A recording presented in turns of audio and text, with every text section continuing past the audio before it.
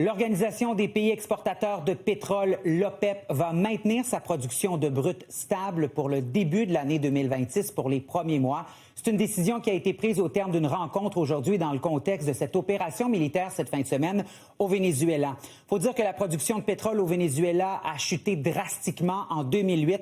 3,5 millions de barils étaient produits par jour. En 2025, c'est 1 million de barils par jour et moins.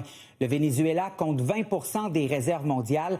La chute de cette production est due à l'embargo du pétrole vénézuélien qui a été décrété par les États-Unis en 2019. On parle de réserves de pétrole importantes. Si on regarde en milliards de barils, le Venezuela est en première position. Le Canada est au 4e rang.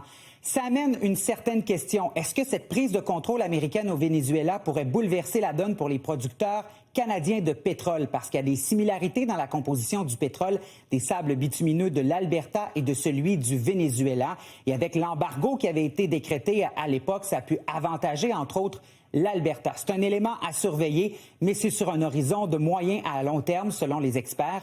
Pour le moment, l'OPEP semble maintenir une stabilité de la production de pétrole. On écoute l'analyse de Francis Gosselin. C'est vraiment la question des ressources énergétiques du Venezuela qui sont en cause. Et donc, on ne sait pas sur quel horizon de temps, mais ça se pourrait très bien que le Venezuela voit au cours des prochains mois une forte augmentation de ses exportations, notamment à destination des États-Unis. Puis là, donc, si on met plus de pétrole sur le marché, bien, ça va faire baisser son prix. L'OPEP, généralement, eux, ils essayent de diminuer la production pour maintenir le prix un peu plus élevé pour que ça soit plus profitable pour ses membres. Donc, ça va être cette tension-là. Pour l'instant, pour le premier trimestre, l'OPEP a décidé de maintenir les quotas de production au même niveau. Il faudra bien sûr surveiller la réaction des marchés boursiers au cours des prochaines heures aux opérations menées au Venezuela par les États-Unis cette fin de semaine. Simon Gamache-Fortin, TVA Nouvelles.